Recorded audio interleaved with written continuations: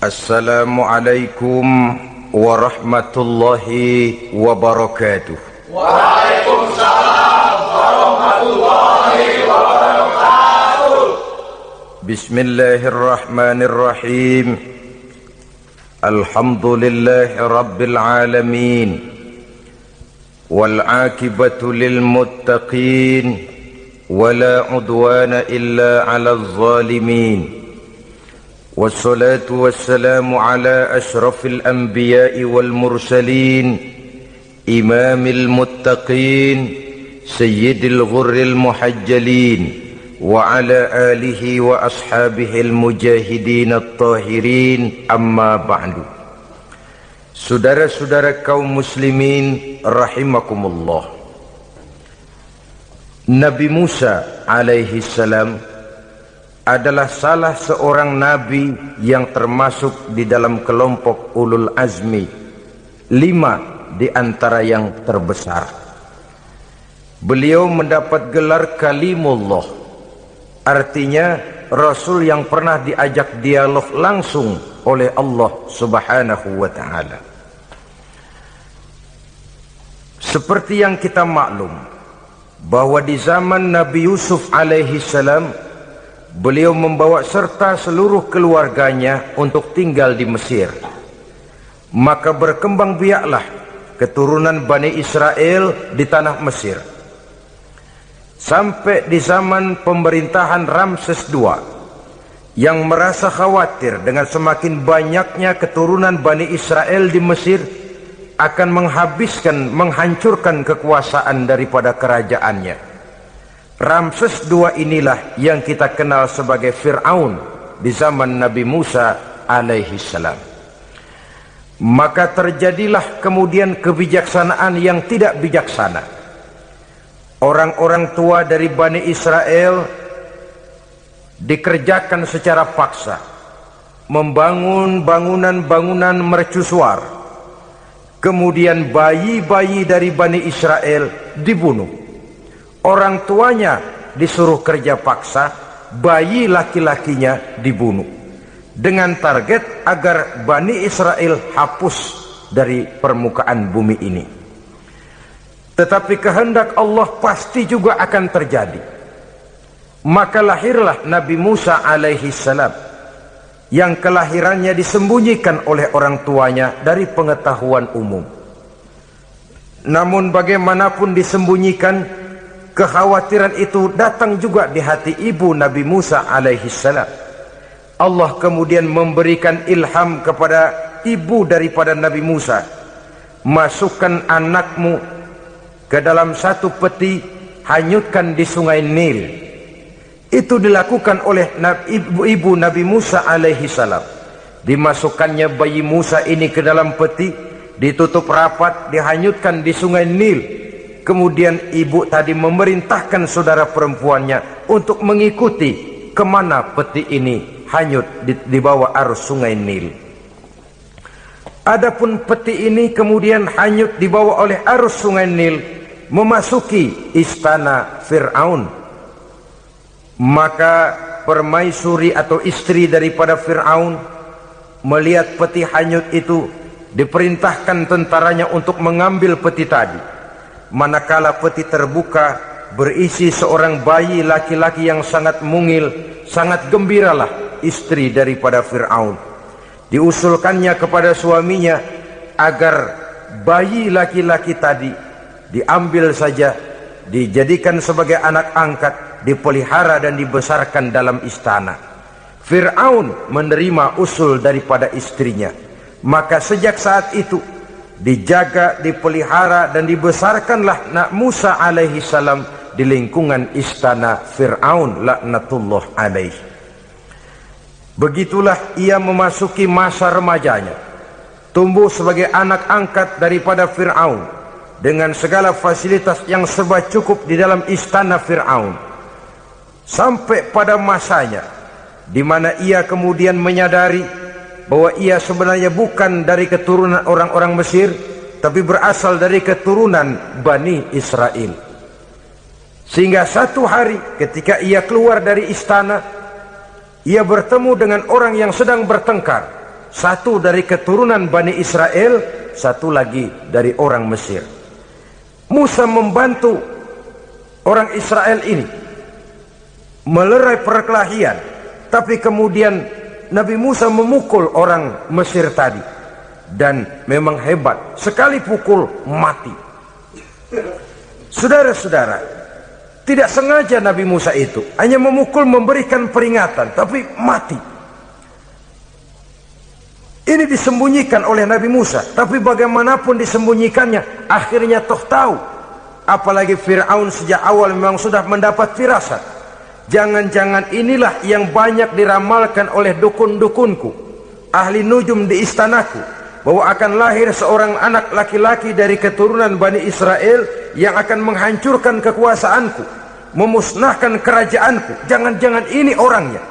Sejak hari pertama menemukan bayi Musa, Fir'aun sudah punya firasat ke arah itu. Tapi karena kalah oleh desakan istrinya, maka diterimalah Musa untuk dibesarkan di dalam lingkungan istana. Sehingga akhirnya oleh karena perasaan bersalah ini, Nabi Musa melarikan diri. Melarikan diri dari istana Fir'aun setelah nyata-nyata bahwa dia memang keturunan Bani Israel. Melarikan dirilah Nabi Musa alaihi salam keluar dari Mesir menuju negeri Madian. Di dalam pengembaraannya, saudara-saudara, di satu lembah, Nabi Musa ketika itu belum menjadi nabi. Pemuda Musa ketika itu sedang beristirahat. Dari kejauhan dilihatnya orang sedang berdesak-desakan. Rupanya adalah pengembala-pengembala kambing yang akan mengambil air dari dalam sumur. Mereka berdesak-desakan, berebut karena sumur cuma satu, yang ngambil air kelewat banyak. Di antara desakan-desakan orang itu, Nabi Musa melihat dua orang wanita kakak beradik minggir saja, tidak ikut berdesak-desakan. Nabi Musa menghampiri dua wanita tadi. Kamu sedang apa di sini? Kami sebenarnya ingin mengambil air. Kenapa tidak ikut berdesak-desakan? Itulah soalnya. Mereka laki-laki semua, gagah perkasa pula. Kalau kami ikut berdesak-desakan, bagaimana jadinya kami? Biarlah kami mengalah menunggu sampai mereka selesai semuanya, baru kami akan mengambil air. Mengertilah Nabi Musa bahwa wanita kakak beradik ini demikian halus akhlaknya, gak mau berdesak-desakan sama orang laki. Budi pekertinya sedemikian luhur. Tungguin aja dah, ntar juga beres. Kalau semua udah kan pada minggir, kita nggak pakai berdesak-desakan. Saudara hadirin, menyadari kodrat kewanitaannya, sehingga berdesak-desakan itu saja sudah dianggap bisa mengurangi citranya sebagai wanita. Biar dia ngalah aja, tungguin ntar juga rapi. Bukan malah ikut ngerangsak. Enak nih berdesakan sama orang laki nih, lumayan nih.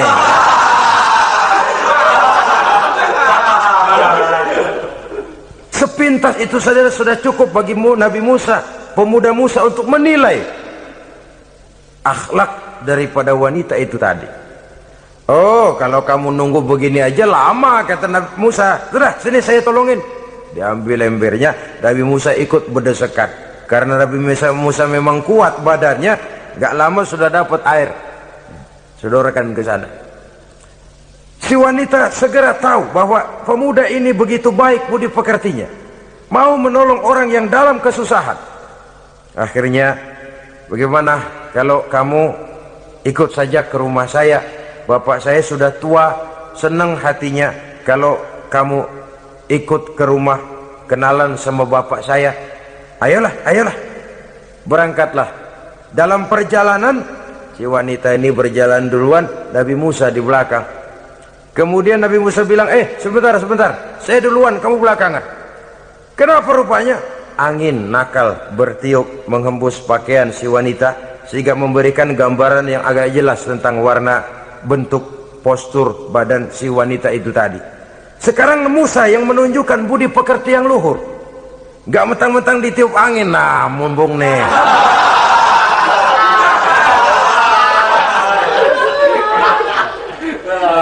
rezeki nih kapan lagi nyari yang begini ya?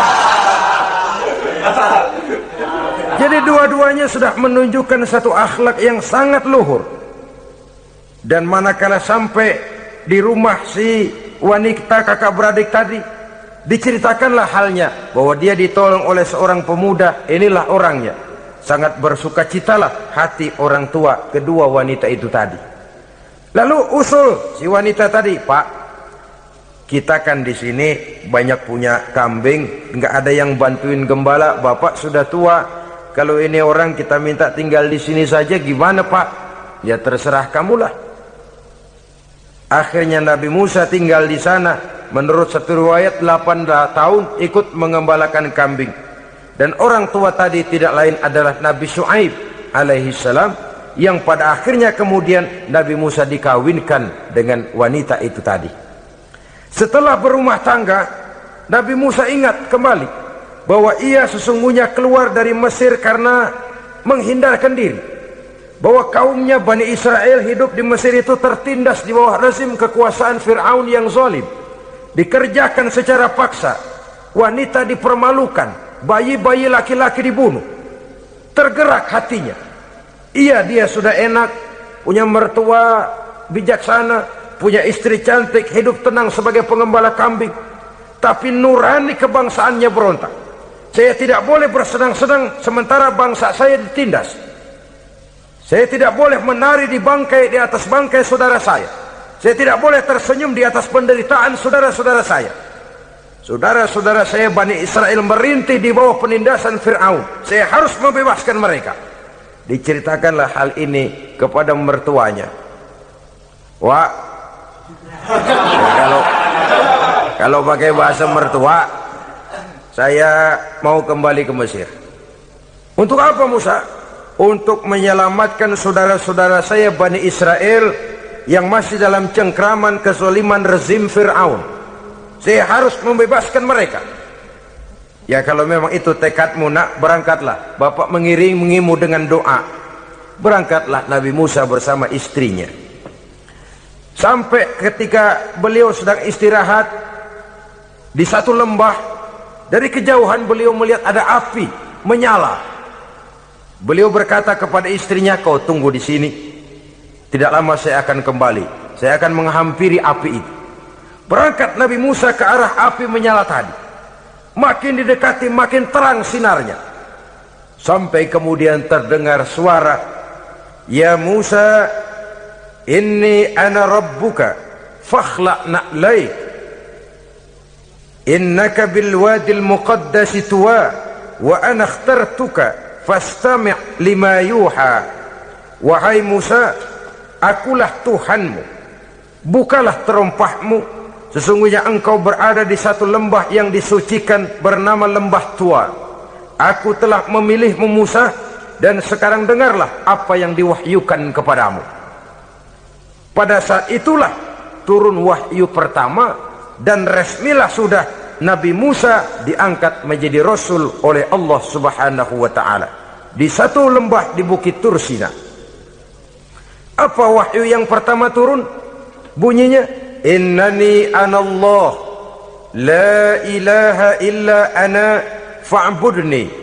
Sesungguhnya aku inilah adalah benar-benar Tuhanmu, tidak ada Allah selain daripada aku, maka hendaklah engkau hanya beribadah menyembah kepadaku. Ini umum saudara. Semua Rasul yang diutus Allah, inilah ajaran prinsipnya. Anallah la ilaha illa ana. Akulah Allah Tuhanmu, tidak ada Tuhan lain selain Allah. Semua Rasul membawa ajaran ini. Oleh sebab itu, bukan hanya sekadar percaya kepada Tuhan saja yang penting. Sudahlah, pokoknya kan percaya kepada Tuhan. Iya, Tuhan yang mana?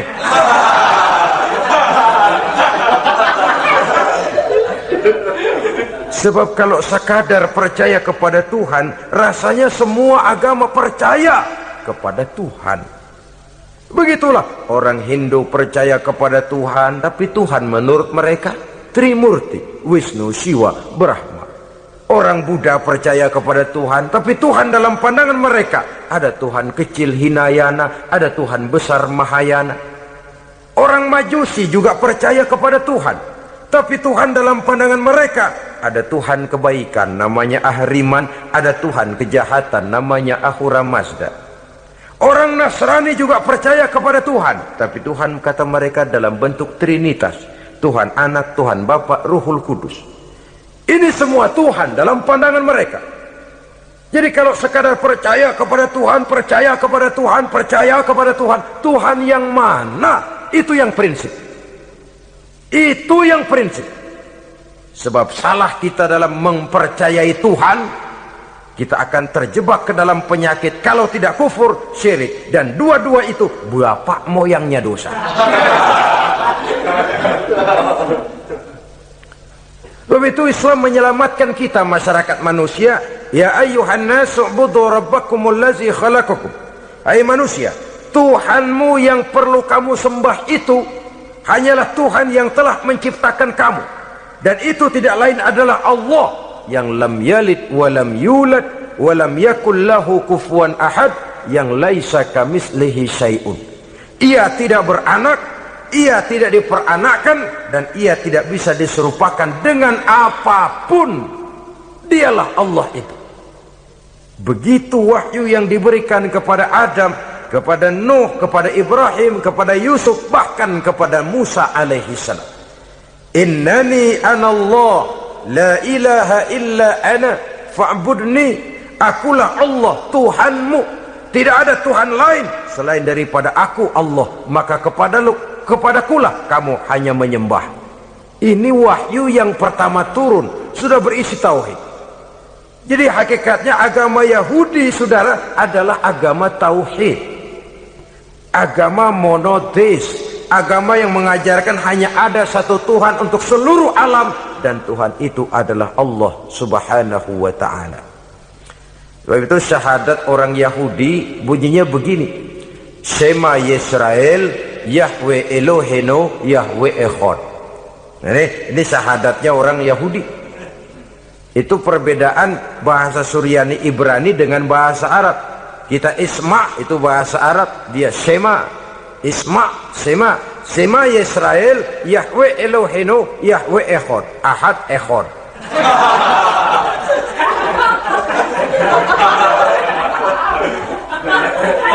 Maksudnya jelas, Shema Yisrael Yahweh Eloheno Yahweh Echad. Dengarlah hai Israel, Tuhan kita ialah Tuhan yang Esa. Yahweh kata mereka, Tuhan kita ialah Tuhan yang Esa. Esa tunggal, tidak beranak, tidak diperanakan. Kalau masih beranak, masih diperanakan, jangan Esa disebut, sebab dia masih berbilang. Dan maha suci Allah daripada sifat berbilang. Jadi asas dari seluruh misi yang dibawa oleh Rasul yang 25 itu sama, tauhid inti ajarannya. Setelah tauhid, wa aqimis sholata li dzikri, dan dirikanlah solat untuk mengingat aku. Jadi solat pun diwajibkan kepada Nabi Musa, cuma teknisnya yang berbeda. Bagaimana solat di zaman Nabi Musa, bagaimana solat di zaman Nabi Sulaiman, bagaimana solat di zaman Nabi Muhammad. Prinsipnya sama, solat, teknisnya yang berbeda. Di zaman Nabi Sulaiman konon solat itu tidak pakai ruku, tidak pakai sujud, diri saja. Makanya Nabi Sulaiman itu menurut riwayat meninggalnya dalam posisi berdiri. Artinya apa? Dalam keadaan solat beliau itu. Bukan diri ngejedek kayak kita nungguin bus, bukan.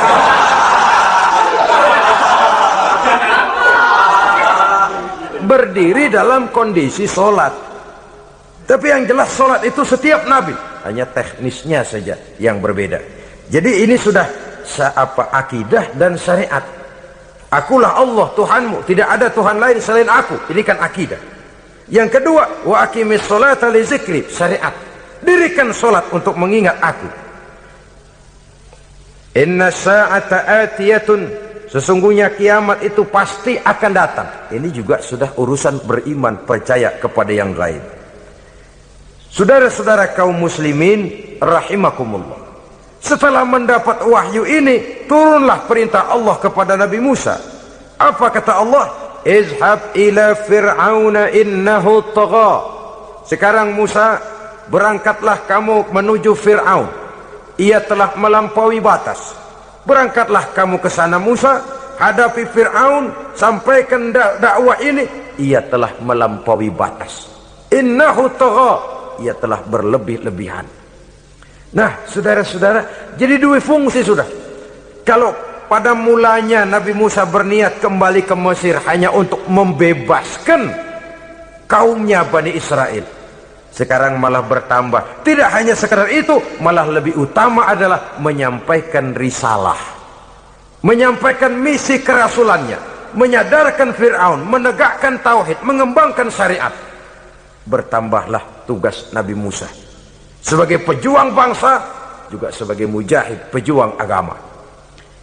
Pada mulanya sebagai pejuang bangsa tuh, artinya Nabi Musa ini kembali kepada Fir'aun di Mesir, tujuannya tadi kan cuma untuk membebaskan Bani Israel kaumnya.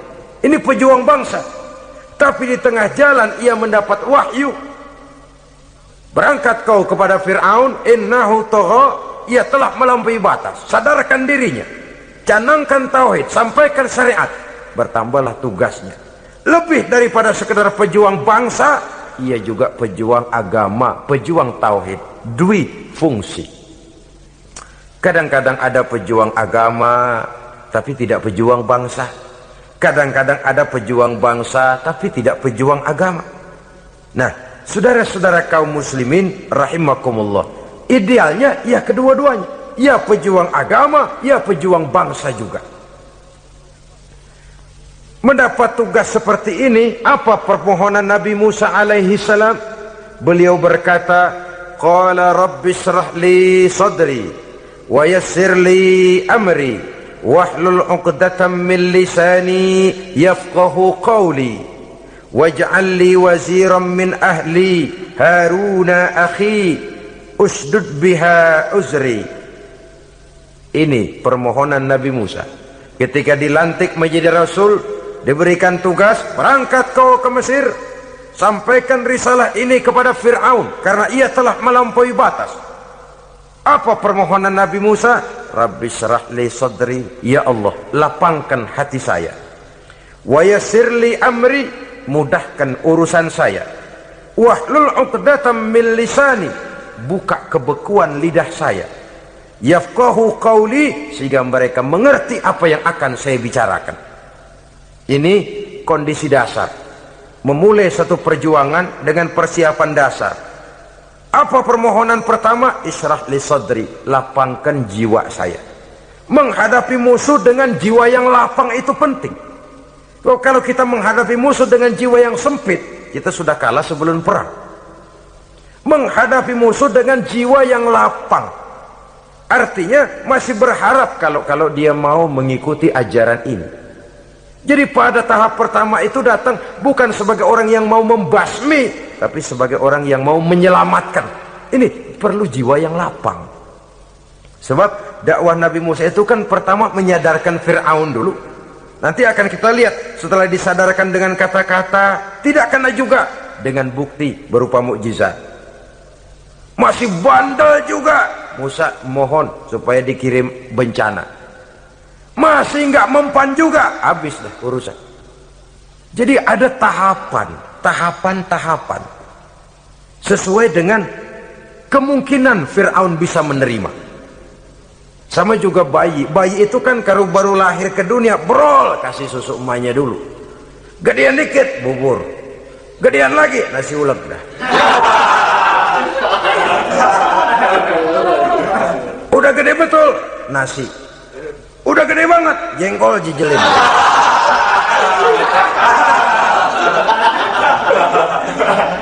Jadi ada semacam tahapan. Kalau begitu lahir dikasih jengkol kan habis. Peringatan dulu. Setelah peringatan, bukti berupa mukjizat. Dihadapkan dengan sihir, menang mukjizat. Masih tidak mempan juga, teguran, dikirimkan azab, dikirimkan bencana. Masih tidak mempan juga, sudah ditenggelamkan oleh Allah di Lautan Merah. Itu akan kita ceritakan kemudian nanti. Jadi apa yang diminta oleh Nabi Musa, ya Allah, lapangkan hati saya menghadapi Fir'aun ini. Fir'aun CS, Fir'aun, Haman dan lain-lain. Dan jangan lupa Fir'aun itu cuma ya hakikat tapi juga simbol. Hakikatnya memang ada yang namanya Fir'aun itu. Simbol karena Fir'aun selalu berkembang. Di setiap zaman, di setiap tempat Fir'aun selalu ada. Cuma liciknya Fir'aun ini kemana dia pindah, ke situ dia ganti nama. Orang sering lupa padahal isinya Fir'aun. Namanya bisa Hitler, namanya bisa Mussolini, namanya bisa Stalin, tapi isinya Fir'aun. Kemana dia tinggal, di situ dia ganti nama. Simbol dari kekuasaan yang terlepas dari kontrol iman. Simbol dari kekuasaan yang menyebabkan orang lupa diri dan lupa daratan. Dan sebenarnya mah Fir'aun mulanya cuma raja tuh, raja doangan dia. Cuman kelamaan jadi raja kagak mau turun-turun. Akhirnya dia menganggap tidak ada yang lebih tinggi daripadanya.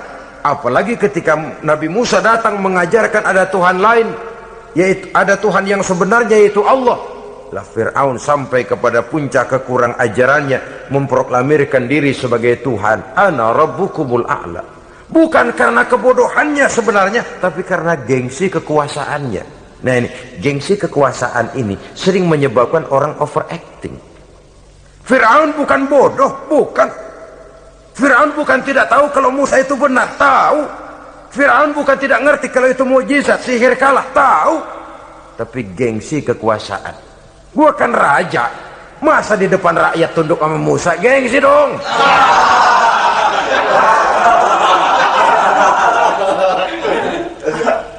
Cobalah lihat, gengsi kekuasaan sering membuat orang mau menginjak-injak kebenaran, mau membohongi hati nuraninya sendiri, mau membohongi kolbinya, hatinya. Padahal itu sudah, orang kalau sudah hatinya sendiri dibohongin, apalagi orang lain, sudah manusia paling kejam itu. Cuma karena gengsi kekuasaan saja. Gengsi kekuasaan kadang menganggap remeh kecil Nabi Musa, kadang merasa besar di depan rakyatnya, tiba-tiba harus tunduk kepada dakwah Musa. Ntar dulu, ada apa sama Musa? Dia kanyut, gue yang ngangkat. Iya toh, peristiwa di Sungai Nil itu. Karena aku yang nyelamatin, aku yang besarkan dia di istanaku. Gengsi kekuasaan sering menyebabkan orang overacting. Bukan karena kebodohannya, dia tahu itu benar, tapi dia berat untuk mengikutinya. Kenapa? Gengsi kekuasaan. Inilah watak Fir'aun. Oleh sebab itu Nabi Musa minta, ya Allah, lapangkan hati saya menghadapi orang kayak Fir'aun ini. Wa yassirli amri, dan mudahkan urusan saya. Ini orang berjuang itu, saudara, setelah segala taktik dan strategi dibicarakan, segala persiapan fisik disiapkan, jangan lupa wa yassirli amri, ya Allah, mudahkan urusan saya. Sebab sepanjang yang bisa kita lakukan hanyalah berusaha dan berusaha. Kepastian, ketentuan, hak prerogatif daripada Allah Azza wa Jalla. Kalau Allah memberikan kemudahan, satu dunia orang mau menghadang, no problem. Kalau Allah sudah memberikan kemudahan, satu dunia orang mau mendatangkan kesulitan, gak ada gunanya. Wa yassir li amri, mudahkan kiranya urusan saya ini ya Allah. Karena sudah terbayang oleh Musa. Pertama, faktor psikologis. Bagaimanapun Fir'aun itu kan bapak angkat sendiri. Ya orang kalau nasihatin orang lain barangkali nggak terlalu jadi beban moral. Tapi kalau sudah menasehati orang yang pernah mengasuh dan membesarkan dia, itu kan beban moral. Sulit posisi ini, apalagi kekuasaan mutlak berada di tangannya, tentaranya gagah perkasa. Wa yassir li amri, mudahkanlah urusan saya ya Allah. Lapangkan hati, mudahkan urusan. Saudara-saudara kaum muslimin rahimakumullah, permohonan yang ketiga dari Nabi Musa setelah minta dilapangkan hati dan dimudahkan urusan, wahlul 'uqdatam min lisani, bukalah kebekuan lidahku. Satu riwayat menjelaskan bahwa Nabi Musa memang agak gagap kalau bicara. Riwayat lain menjelaskan bahwa beliau agak sedikit cadel. Tapi yang jelas, minta agar dibukakan kebekuan lidah. Ini mengandung Satu pelajaran bahwa cara menyampaikan sesuatu akan sangat menentukan sesuatu itu sendiri. Sesuatu yang baik, kalau salah cara kita mengucapkannya, salah cara kita menyampaikannya, jadi tidak baik kesan orang. Ini soal ucapan.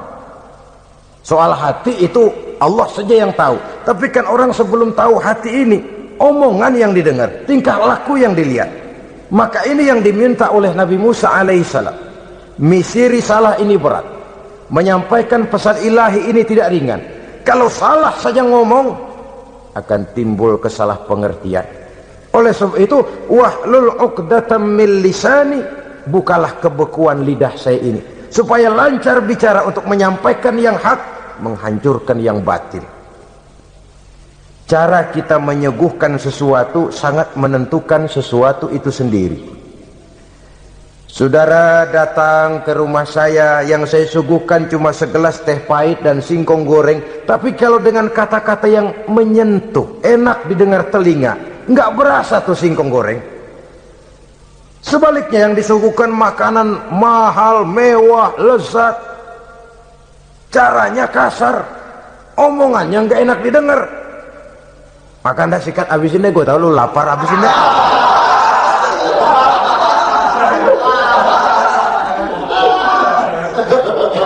Rasanya biar lapar juga nahan juga gitu. Apa itu? Bukan makanannya yang tidak enak, bukan kita nggak doyan, bukan caranya itu loh, caranya. Nah, Islam ini agama yang baik. Kalau disampaikan dengan kata yang tidak baik, akan timbul, oh Islam kok gitu ya. Nah ini yang tidak diinginkan oleh Nabi Musa. Wahlul 'uqdatam min lisani.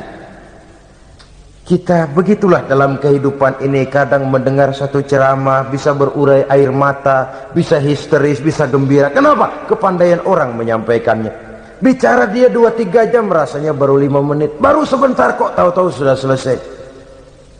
Ada yang udah setengah jam, baru seperempat jam ngomong, udah rasanya udah kayak 3 jam.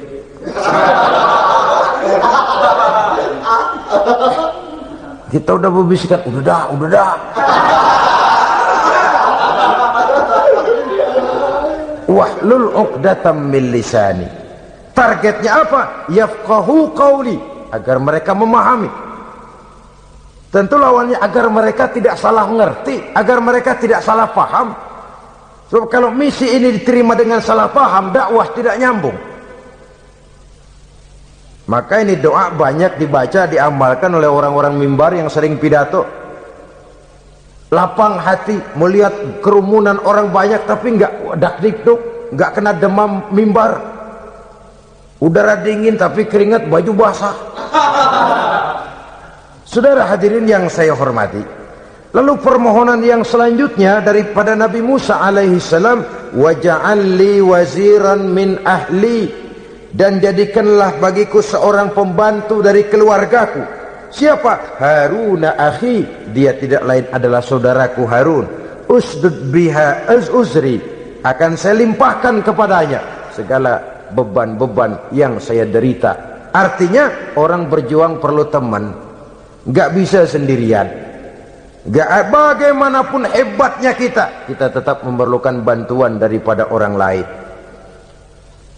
Sendiri memang lebih baik daripada berteman orang jahat, tapi berdua lebih baik daripada sendiri. Bertiga lebih baik daripada berdua. Makin banyak makin baik. Untuk satu persoalan yang besar memerlukan kebersamaan. Begitulah Nabi Musa memberikan contoh.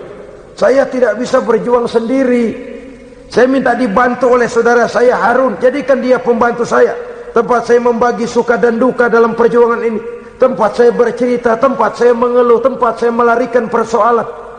Sebab beban hati itu akan berkurang kalau kita ada tempat kita bercerita. Nah, saudara-saudara, berangkatlah Nabi Musa ke Mesir, kemudian mulai menyampaikan dakwahnya kepada Fir'aun laknatullah alaih. Fir'aun mendengar Musa datang kembali, kemudian terjadilah forum dakwah itu. Apa kata Fir'aun? Musa, kamu kemana saja? saya pergi ke Madian. Apa yang kamu lakukan? Begini, begitu. Kamu melarikan diri? Pada mulanya iya. Dan sekarang apa maksud kamu datang kembali ke Mesir? Semula saya ingin membebaskan kaum saya Bani Israel. Lalu saya kemudian menerima wahyu dari Allah, ditugaskan, diperintahkan langsung oleh Allah Sang Maha Komandan untuk datang menemui Tuhan, menyadarkan Tuhan dari kesesatan selama ini. Siapa Allah itu Musa? Allah adalah Tuhan saya dan Tuhan juga dan Tuhan seluruh alam ini. Baru nih Musa, saya baru dengar nih ada yang begini nih. Tuhanlah pakai nggak kelihatan, Tuhanlah cuma satu, yang Tuhannya banyak aja masih kelaparan.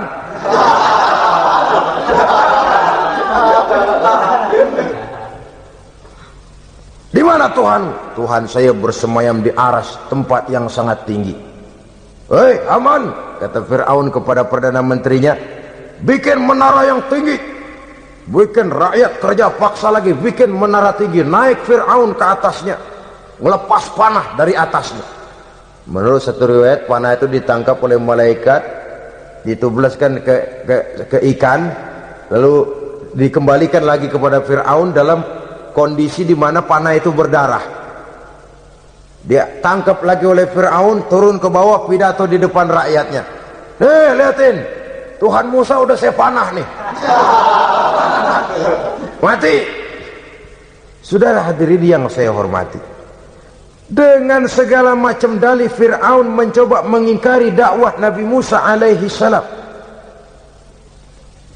Baiklah Musa, andai kata kamu benar, apa buktinya? Tuhan mau apa? Kamu sanggup menandingi tukang sihir saya? Insya Allah. Ayo kumpul tukang sihir, kumpul. Kumpulkan tukang sihir, dilepaskan tali-tali kecil, berubah jadi ular mengejar Musa. Musa oleh Allah difirmankan, lemparkan tongkatmu Musa. Musa melemparkan tongkatnya.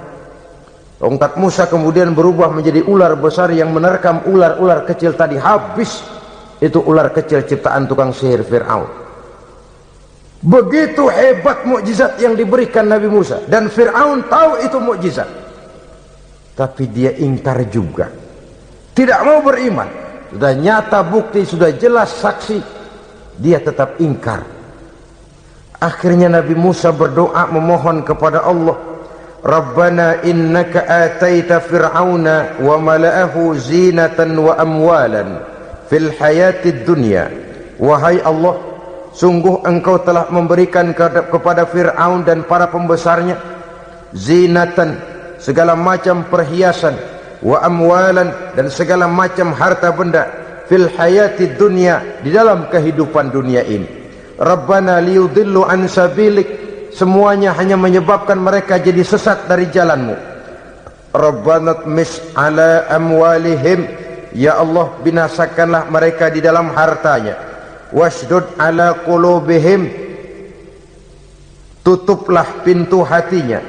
Fala yu'minu hatta yarawul azabal alim, mereka tidak akan beriman sampai mereka melihat azab yang sangat pedih. Sudah dibuktikan dakwah baik-baik tidak mempan, bukti berupa mukjizat tidak kena, sampai dikirimkan teguran berupa berbagai macam bencana masih tidak juga beriman. Akhirnya Nabi Musa memutuskan, kalau begitu menyelamatkan kaum dululah.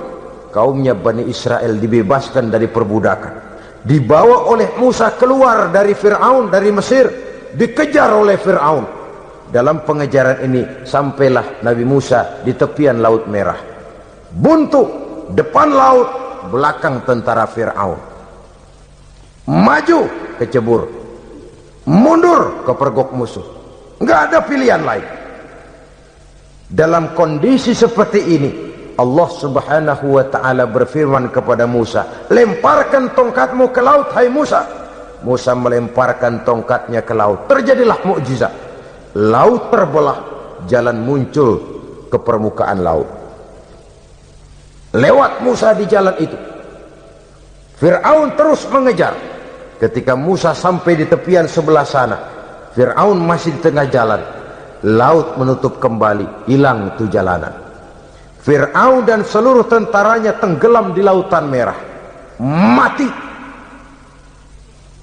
Pada saat kondisi seperti itulah Fir'aun dalam keadaan menghadapi sakaratul maut, napas cengap-cengap, hampir putus di leher, berkata dia, amantu bi Rabbi Musa wa Harun. Kalau begini mah saya juga percaya dah sama Tuhan, percaya dah sama Tuhannya Musa dan Tuhannya Harun. Kata malaikat maut, kemarin kemana mas?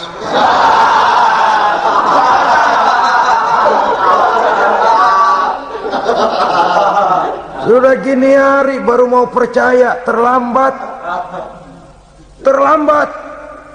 Akhirnya Fir'aun mati, tapi badannya utuh. Allah berjanji, wa kadzalika nunajjika bi badanika litakuna liman khalfaka ayah. Kami selamatkan badanmu Fir'aun agar menjadi pelajaran bagi orang-orang sesudah kamu nanti.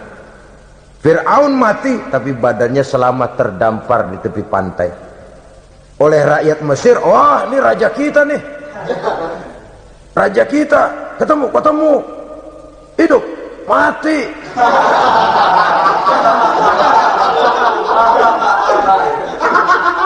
Kemudian sesuai dengan tradisi raja waktu itu, dimumilah badannya, diawetkan, sehingga sampai sekarang jenazah atau jasad daripada Fir'aun ini masih tersimpan dengan baik di museum negara di Mesir itu.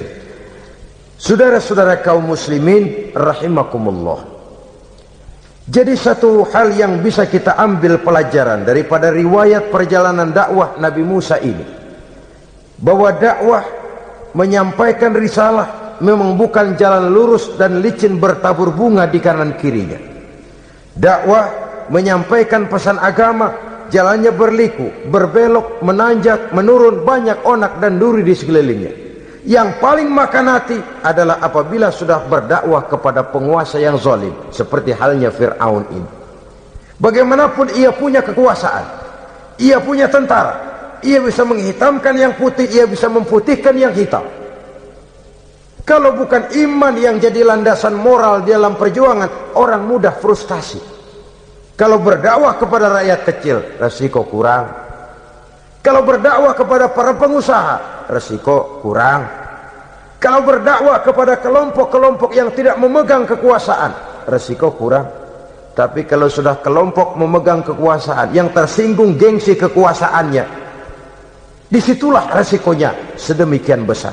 Ini yang dihadapi oleh Nabi Musa alaihi salam. Tapi yang dijalaninya dengan tabah, dengan tekun. Karena kebenaran memang bisa ditekan, tapi satu hal yang jelas, kebenaran sama sekali tidak akan bisa dikalahkan.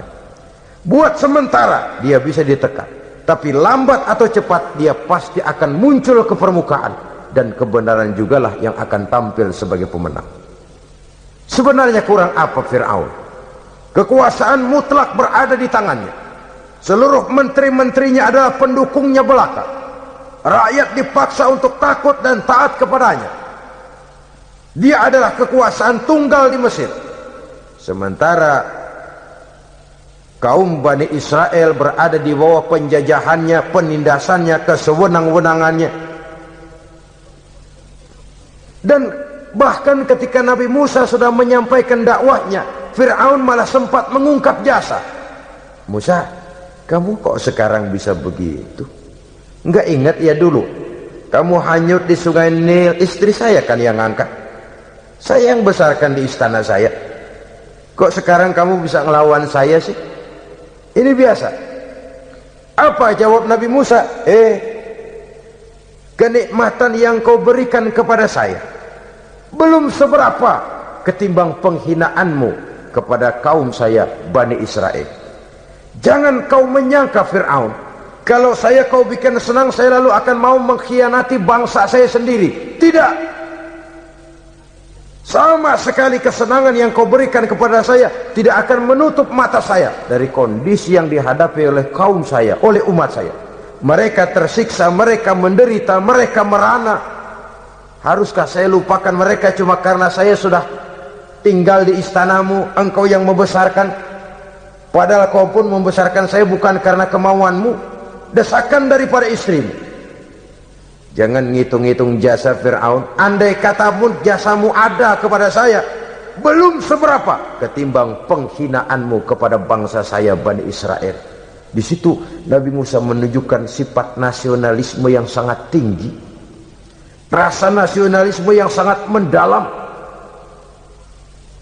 Kadang-kadang kan orang ya seperti di zaman penjajahan Belanda, karena diangkat jadi tuan tanah, bangsanya sendiri diinjak-injak. Karena diangkat jadi centeng dikit dah, kumis mbaplang dah, bukan main. Bangsanya sendiri diinjak-injak. Fir'aun mengingatkan ini, kalau cara kita lo gede di sini, makan di sini, segala macam di sini dah, masa lupa kacang sama kulitnya. Kasarnya mah lu bisa begini nih Musa, nih gue yang ngerawatin lu, saya yang menjagamu, mengangkatmu dari sungai Nil. Masa sekarang sudah gede begini kamu mau berhadapan dengan saya? Punya pikiran dong dikit kalau cara kita. Mikir dong, mikir.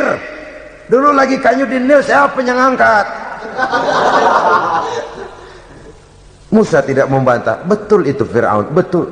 Tapi apalah artinya semua itu ketimbang penghinaan yang engkau berikan kepada bangsa saya? Saya tidak mungkin menari-nari di atas bangkai umat saya. Saya tidak mungkin bersenang-senang di atas penderitaan kaum saya. Dan saya tidak mungkin senyum ceria di atas derita daripada kaum saya.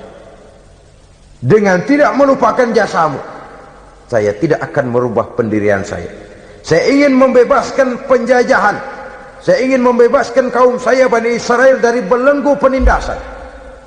Kalau engkau sudah tidak mau mendengar dakwah yang saya sampaikan, tidak mau bertuhan Allah, tidak mau menyembah kepadanya, tetap dengan keangkuhan dan kesombonganmu sekarang ini, okelah, berjalanlah dengan keyakinanmu. Tapi saya harus membebaskan kaum saya Bani Israel. Saudara-saudara kaum muslimin rahimakumullah, itulah jalan dakwah, jalan menyampaikan risalah agama, risalah Islam. Sekali lagi, bukan jalan lurus bertabur bunga, tapi agama memberikan ajaran, balighu anni walau ayat, sampaikan dari aku walaupun cuma sekedar satu ayat saja. Tugas ini memang mulia tapi berat. Tugas ini memang terhormat tapi penuh resiko. Ya kalau menyampaikan asal sekedar menyampaikan, sudahlah, pokoknya nyampaikan, percaya syukur kagak, udah dah. Bukan cuma sekadar itu, ada semacam tanggung jawab moral. Maka kondisi dasar yang dilakukan oleh Nabi Musa, permohonan yang tadi itu, ya Allah lapangkan hati saya. Jalan ini penuh onak dan duri, berliku, menanjak, menurun, banyak halangan, tantangan, rintangan dan fitnahan. Kemudian mudahkan urusan saya. Menentang kekuasaan Fir'aun bukan perkara ringan, bukan urusan main-main. Menentang raja yang sedang berkuasa, kekuasaannya mutlak, otoriter pula, diktator murni Fir'aun itu. Mudahkan urusan saya menghadapi jalan ini ya Allah. Karena tidak mungkin menurut otak, mana bisa kata kebiasaan, impossible kata rasio. Kalau Allah mau memudahkan, semua jalan akan terbuka dengan mudah. Tapi kalau Allah yang mempersulit, bagaimanapun matangnya perhitungan strategi, taktik, rencana, program, planning, kalau Allah mempersulit, jalan itu akan jadi buntu jadinya. Oleh sebab itu maka persiapan zahir harus diimbangi dengan persiapan batin. Untuk menegakkan sesuatu yang hak, menghancurkan sesuatu yang batil, sebagaimana yang dilakukan oleh Nabi Musa alaihi salam ini. Dan segala macam tantangan dihadapi oleh Nabi Musa. Kau menyampaikan risalah bahwa engkau Rasul? Ya. Kau punya bukti? Siap. Apa buktimu? Ini, tongkat dilempar jadi ular, tangannya dimasukkan ke saku baju, lalu dikeluarkan bersinar gemerlapan, lebih sinar dari lampu merkuri. Sampai Fir'aun silau dibuatnya berasa, sudah Musa, sudah, masukkan tanganmu lagi, masukkan tanganmu lagi. Dia tahu, dia sadar itu bukan sihir, tapi lagi-lagi gengsi kekuasaannya. Sehingga pantas kalau Nabi pernah bersabda, afdalul jihad kalimatu haqqin inda imamin jair. Jihad yang paling besar adalah mengucapkan kebenaran di depan penguasa yang zalim. menyampaikan kebenaran di hadapan penguasa yang zalim. Tapi kan berat, saudara, sulit, apalagi kalau belum apa-apa udah ngeri. Udah jangan dah.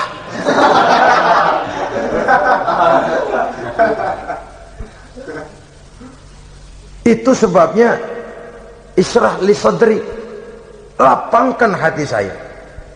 Saya tidak punya kepentingan apa-apa kecuali menyampaikan kebenaran. Kalau sudah ada kepentingan pribadi, itu yang sering jadi handicap, itu yang sering jadi jurang pemisah antara kita dengan orang yang akan kita sampaikan kebenaran tadi.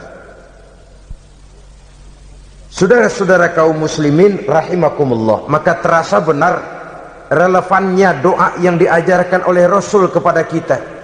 Allahumma arinal haqqa haqqa warzuqna ittiba'ah wa arinal batila batilan warzuqna ijtinabah.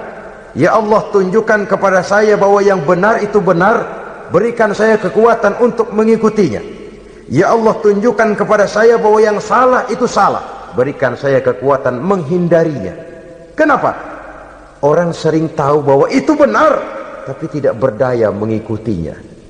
Seperti Fir'aun tahu bahwa Musa itu benar. Abu Jahal, Abu Lahab juga tahu bahwa Nabi Muhammad itu benar. Abrahat juga tahu bahwa Nabi Ibrahim itu benar. Namrus juga tahu Ibrahim itu benar. Tapi mereka tidak berdaya mengikuti kebenaran karena gengsi kekuasaannya. Kadang kita tahu bahwa itu salah itu, tapi karena dilakukan oleh orang yang punya kekuasaan, kita lalu tidak berdaya menghindarinya, malah terjebak ikut-ikutan salah, lalu menghibur-hibur diri. Sudahlah, tak ada gading yang tak retak. Bukankah dengan demikian kita sudah melegimitir kesalahan? Tahu bahwa itu benar dan mampu mengikutinya, itu nikmat.